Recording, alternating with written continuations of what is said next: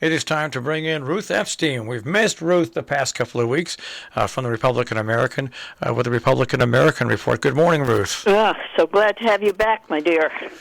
It's nice to be back. I hadn't stepped out of the house in 12 days. Oh, my goodness. That is so unlike you. Yeah, but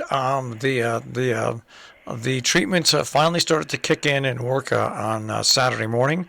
Got better Saturday afternoon and Sunday, and so here we are. We're giving it the old college try. Oh, we're all rooting for you. All right. Hey, I loved seeing the Republican American team on the dog sled. I watched the stream on YouTube of the Friday night events, Saturday and Sunday. And by the way, I think Salisbury School helps them put that together. It's absolutely a great tool for people like me who couldn't even possibly get out.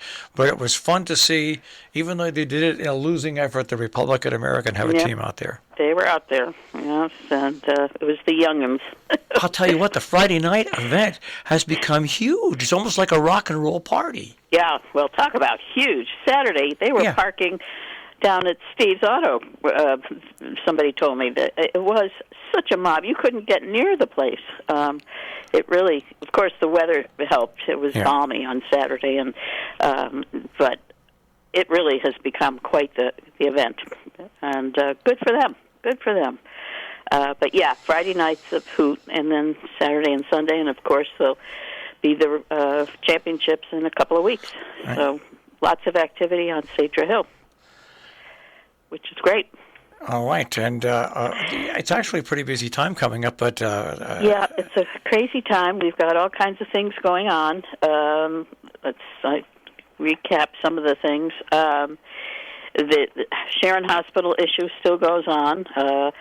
David Kurish, Dr. Kurish, has written quite a strong letter talking about the negative effects of closing the ICU. Of course, we already know about those who are against closing labor and delivery. And the hospital, has said it has to do it in order to sustain itself. It's really kind of, for those who have been here and know that hospital all those years, it's a very emotional issue. What I don't understand is Mark Herco called up and put his 2 cents worth on the air. We put everybody on the air, and I got complaints from people and from some doctors saying, why don't you put the other side on the air? Well, I have spoken to 2 different doctors who have called me and spoken to me and said, I'm not in the hospital. If you want to put this information out on the air, please call in. I'll record your interview. We'll put it on the air. Right. But I can't speak from afar about what you know and I don't know. Yeah. So I hopefully that they're listening and they'll get together. And as we get closer to the state hearings, I'm going to speak to Victor Jermak because he really knows the ins and outs financially of the hospital. Yeah. Well, Marshall, nobody can say you haven't been fair. You know, whenever you cover an issue, you do both sides. And I took the letter and I took the articles that have been in the Republican American other papers and put them on the air and on the site. So, but I really would appreciate if the doctors inside the hospital who know what's going on come on. It's simple. Yep. Well, let's hope we get all sides because it's. I say, it's such a hot issue, and I don't want to see the emergency room go, especially after the past month and a half. Well, you have first-hand experience, so that's for sure. The Sharon Board of Selectmen had a lot of material at its meeting last week. The Historic Preservation Historical Committee. Historic District Committee is looking for help to get a handbook out and a map. They want to let people know what's going on, and so the selectmen have agreed to do an RFP and help them with that. The board did decide to opt into Mira, the trash-to-energy plant, sign a contract for 5 years. You know, there's been a lot of talk about the Mira facility closing in East Hartford and where the garbage is going to go from all these towns, including most of ours. So most of the towns are contemplating going with Mira. The trash will be transported out of state by truck, train, whatever, but they don't have any other options at this point. So the towns have been willing to say, okay, we'll go with you and see what happens. But again, another emotional issue: what to do with all this garbage and recycling, and as everybody has said, can we just have less waste? And good thoughts, about how we can reduce what we throw out. The article today in the paper, which had a different byline, it's my byline, about broadband in Sharon. The broadband group has some thoughts about how to bring fiber optics into the community, and that's going to be it's a very interesting proposal and one to watch. See if townspeople are willing to step up and pay some money to see increased fiber optic service, which is, again, another big issue in the town that's been going on for years. Looking ahead, Marshall. Well, Sharon is a busy day today. They have the American Rescue Plan Act at 4:30. There's an enrollment subcommittee of the Sharon Board of Education at 5. Then at 6 o'clock, the Board of Education. Then Inland Wetlands. Salisbury has their Pathways Committee, and then Inland Wetlands. It's a pretty busy day today. It is a busy day, and tonight we have the Falls Village Duo. Yep. And I understand they're going to try the new system out where the virtual hybrid, they've put that called an OWL system, and they're going to try it tonight so people don't have to come out. They can watch it. And I must say the new Zoom, the new system at Sharon worked very well for its meeting the other day. They've spent $8,000 putting up a new system with a television screen and all the microphones, and I listened in, and it worked fine. You could hear everybody, see everybody. So towns are coming and getting creative in how they're trying to encourage people to watch from outside. And North Kingdom, by the way, has their planning and zoning meeting tonight, by the way, at 7 o'clock as well. Okay.